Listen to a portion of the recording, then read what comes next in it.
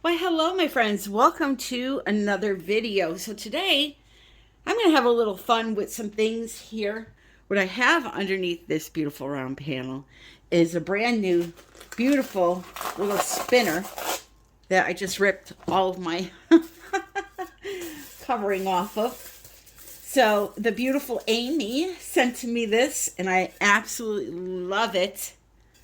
And it came with two of these little spreaders and these beautiful, or well, not beautiful, really cool little frosting spreaders that we can use for paint to like swirl things around and yada yada yada. So on top of that, what I have here is a Puffy 2000. I haven't used one of these in a long time. This little guy that I got at Michael's. It's a kit that comes with 3 different sizes of these. You pour into the center, and it's supposed to be like the strainer pour. When you use a big strainer, it makes kind of like the same image or design on the canvas, but what it does, because it has these square bottoms on the legs here, it makes like these really cool center petals. So I'm going to play with this. I got a straw from a cup, one of those big long straws that they put in those reusable tumblers.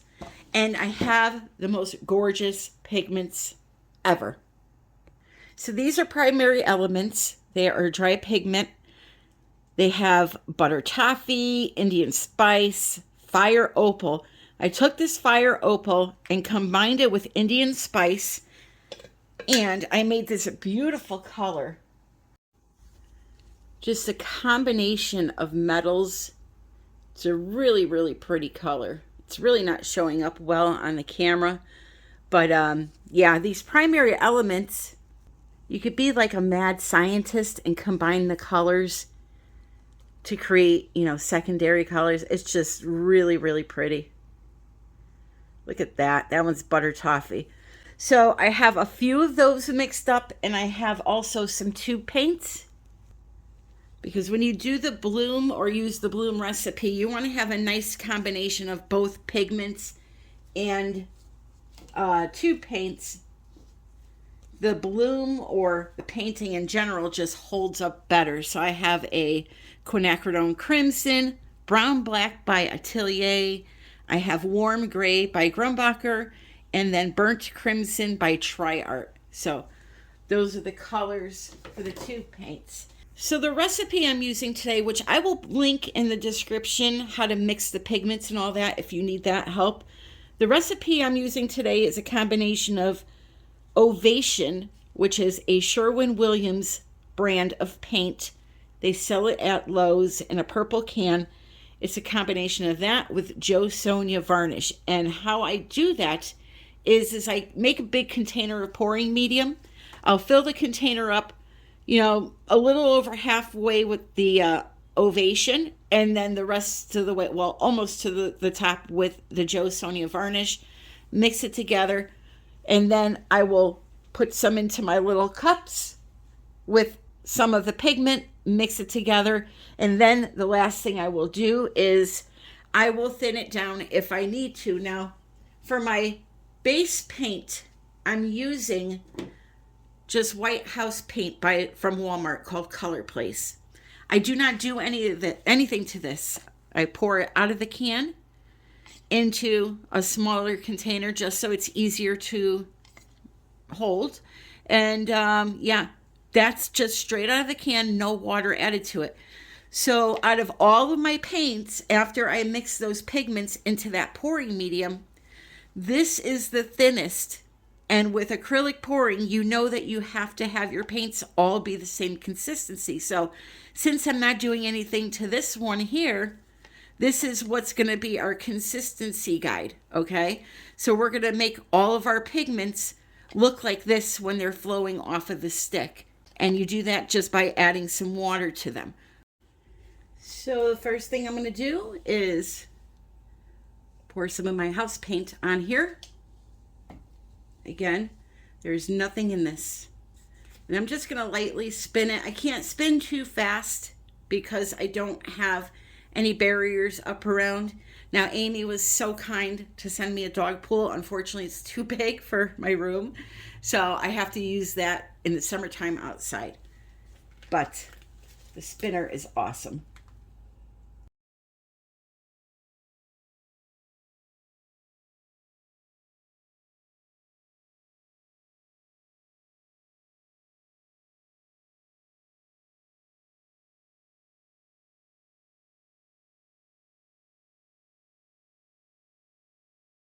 So I'm going to start with my darkest opaque color that I have, which is the brown black. When using pigments, you want to put down your opaque first so that those transparent pigments that you're using, or semi-transparent, you're going to see that brown black through them a little bit, and it's going to intensify them, okay? And I'm also going to layer in a couple of other opaques in between. So there will always be a pigment on top of an opaque. So let me just put a little more of that in there.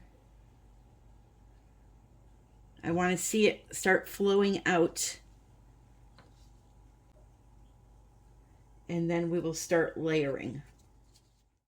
So I started off with this idea of using this tool, and I totally changed my mind halfway through. Um, you know, I explained this more in the end, but the canvas was sitting on top of the spinner, and because the spinner was slightly smaller than the canvas, it was pushing up through the center of the canvas, which was causing the shape of the petals to kind of droop.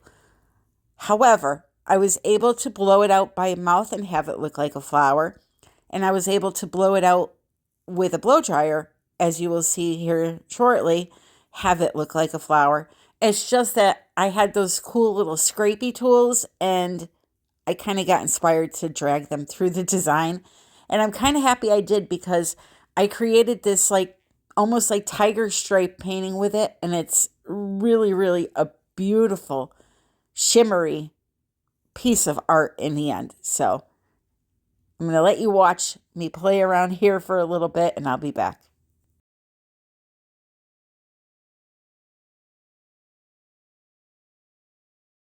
So now I'm going to put some cell activator in the center of my flowers.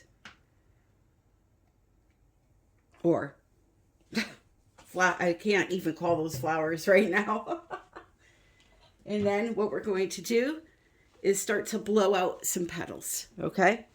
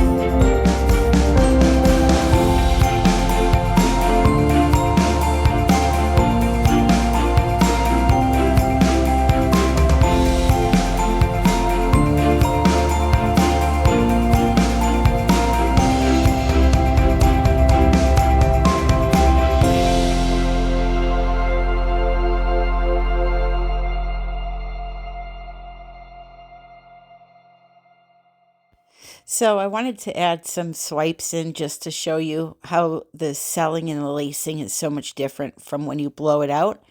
And here I come with my scraper right through the whole thing. But you know something? Even though the flowers were turning out pretty, I like to do stuff like this because sometimes you stumble onto, you know, a different technique or a different look. And I definitely got a different look by doing this. Now, you know, I understand that some people cringe when they see me doing this, but if I wanted to make just a floral painting, I could do that, you know. So this is just me in my inquisitive mind trying out some different things. You know, us artists on YouTube, we've made so many paintings over the years. So sometimes I like to do this. So by doing that and then really tilting a lot, and I mean a lot, this is sped up here for time's sake, but I tilted this for about 10 minutes really slowly, and I was happy that I did that. So here we go with the close-up.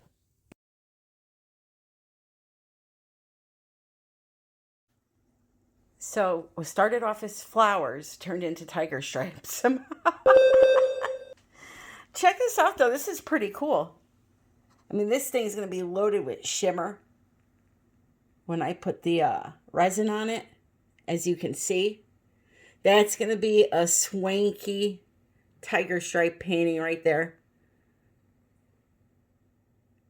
I totally didn't mean to go into this direction, but I'm telling you, I'm going to leave this alone and resin it. That is going to be a gorgeous background, or just a gorgeous painting. You know, if you're into tiger stripes. Oh, come back here. Look at that. I mean, I could totally, even the black areas is going to be all shimmer. I could totally, you know, swipe it and get more color into this, but I'm really digging it, and I'm just going to leave it alone. So what went wrong with the flower thing was, first of all, because I have the canvas sitting directly onto this new spinner, the canvas is bigger than the spinner, so it's pushing up a little bit in the center, and it's deforming the shape of the flowers. I just got it, so I need to resin a top to it so I can have a bigger area. And I do have a bigger spinner, but that's for outside again, and it's winter time. So, you know,